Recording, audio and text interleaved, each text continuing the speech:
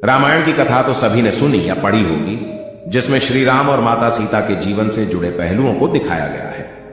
उन्हीं में से एक कहानी में बताया गया है कि कैसे मर्यादा पुरुषोत्तम राम अपनी पत्नी सीता को एक धोबी की बातों में आकर अयोध्या छोड़कर जाने को कह दिया था। लेकिन क्या आपको पता है कि वो धोबी के रूप में जन्मा एक पक्षी था, जिसके श्राप की वजह से ही माता सीता को वन में भटकना पड़ा था। जी हां, आपने सही सुना, माता सीता को श्राप मिला था। आज हम आपको बताएंगे कि देवी सीता को किस पाप की सजा मिली जो उन्हें वन वन भटकना पड़ा। वीडियो शुरू करने से पहले दोस्तों, आपसे विनती है कि हमारे चैनल को सब्सक्राइब करके हमें सपोर्ट कर दीजिए, जिससे हम आपके लिए बेहतरीन से बेहतरीन वीडियो आप तक ला सकें।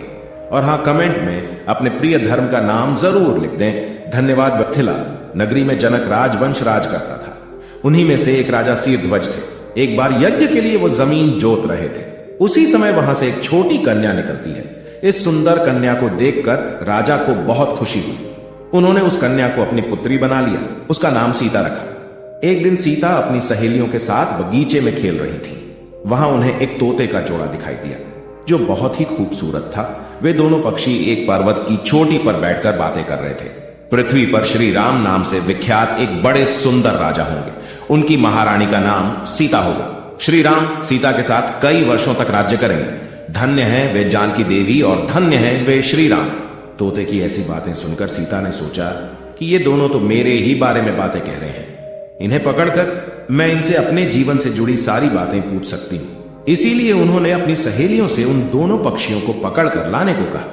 उनकी सहेलियां उस पर्वत पर गईं और दोनों पक्षियों को पकड़कर ले आईं। माता सीता उन पक्षियों से कहती हैं कि तुम दोनों बहुत सुंदर हो। देखो, डरो नहीं, मैं तुम्हें कोई नुकसान नहीं पहुंचाऊंगी। तुम बस मुझे यह बताओ कि तुम कौन हो और कहां से आए हो। राम कौन है और सीता कौन है, तुम्हें उनके बारे में कैसे बताया। माता सीता के पूछने पर दोनों पक्षी बताते हैं कि एक बहुत विख्यात महर्षि वाल्मीकि हैं। हम दोनों उन्हीं के आश्रम में रहते हैं।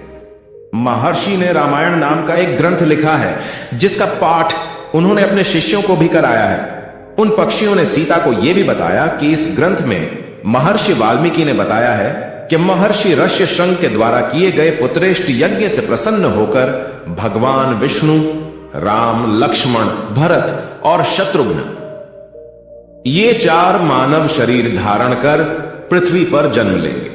बड़े होने पर श्री राम महर्षि विश्वामित्र और अपने छोटे भाई लक्ष्मण के साथ हाथ में धनुष लिए मिथिला आएंगे और शिव जी के धनुष को तोड़कर सीता से विवाह करेंगे।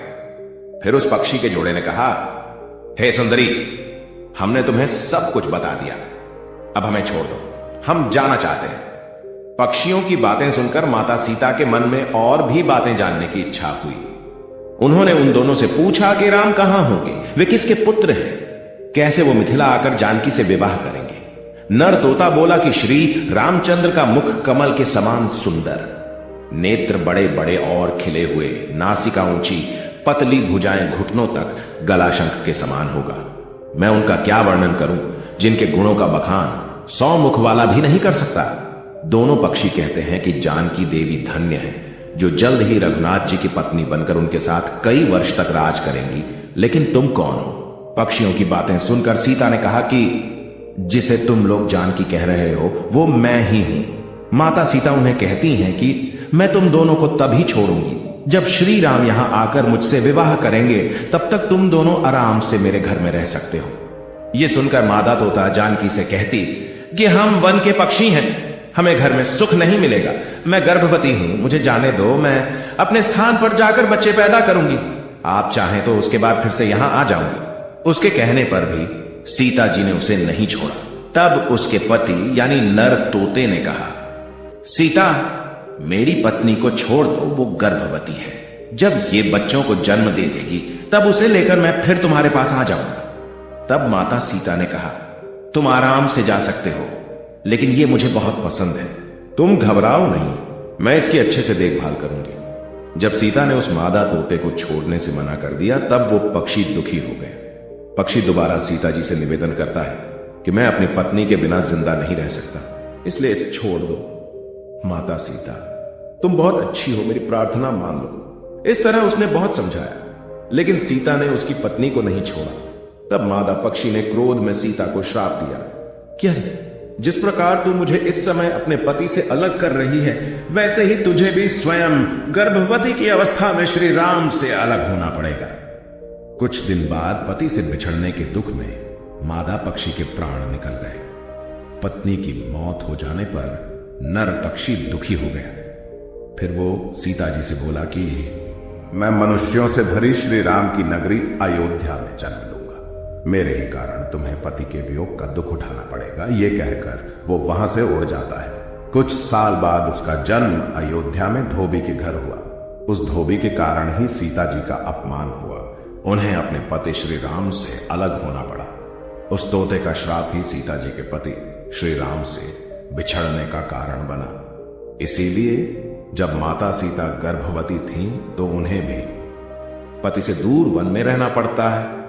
आपने अक्सर लोगों को कहते सुना होगा कि हमें हमारे कर्मों का फल हमें यहीं मिलता है। इस कहानी से यह बात सिद्ध भी हो जाती है कि कर्म के फल से कोई भी नहीं बच सकता। फिर चाहे वो भगवान राम हो या सीता, सभी को अपने कर्मों को फल भोगना पड़ता है।